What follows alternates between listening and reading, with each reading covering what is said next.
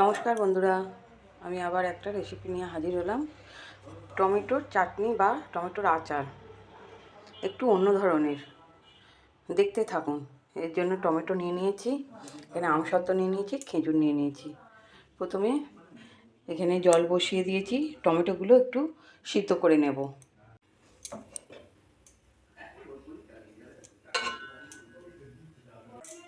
এদিকে খেজুরগুলো জলে সিদ্ধ করে নেব। খেজুরগুলো সিদ্ধ হয়ে গেছে। এবার খেজুরগুলো এই ছাঁকুনিতে নিয়ে নিয়েছি। এবার ভালো করে খেজুরগুলোকে পেস্ট করে ছাঁকুনিতে কাইটা বের করে নেব। এখানে টমেটোগুলো সিদ্ধ হয়ে গেছে, এই যে তুলে নিয়েছি। এবার টমেটোগুলো এই ছাঁকুনিতে ভালো করে পেস্ট করে নেব। দানাগুলো আর খোলাগুলো বাদ দিয়ে দেব। কড়া বসিয়ে দিয়েছি, একটু মশলা ভেজে নেব। দুটো লঙ্কা দিয়ে দিয়েছি, একটু জিরে ভেজে গুঁড়িয়ে রাখবো।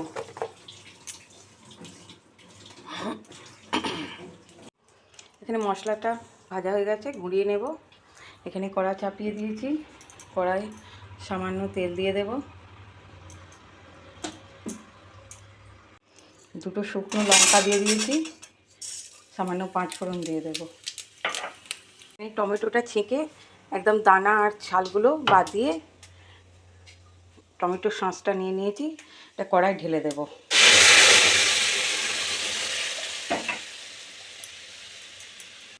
তার সঙ্গে খেজুরগুলো দিয়ে দেব,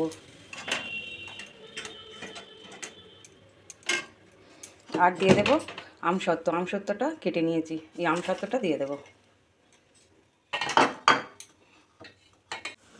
এখানে 1 কেজির মতো টমেটো নিয়েছিলাম, চিনিটা একটু বেশি লাগবে,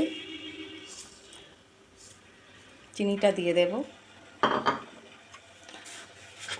দিয়ে এবার ফুটতে দেব।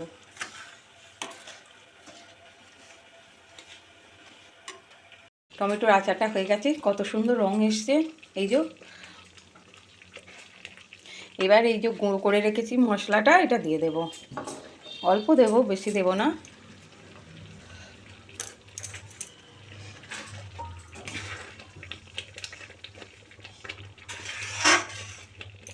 এইভাবে বাড়িতে বানিয়ে খাবেন, এত অপূর্ব লাগে। একটা শিশিতে ঢেলে ফ্রিজে ভরে দেবেন, প্রত্যেক দিন ভাতের সাথে একটু করে বের করে করে খাবেন বাড়ির সবাই। এবার শীতও চলে যাচ্ছে, আমাদের টমেটো শেষ হয়ে যাচ্ছে। এই আচারটা অনেক দিন থাকে, করে রেখে দেবেন, খুব ভালো থাকবে, খেতেও খুব ভালো হয়। টমেটোর আচার হয়ে গেছে, এবার ঢেলে ফেলবো। কত সুন্দর হয়েছে। এটা আরেকটু জমে যাবে, এখন গরম আছে তো পাতলা। এই টমেটো আচার হয়ে গেছে। অনেকখানি বলে গামলাতে ঢালতে হয়েছে।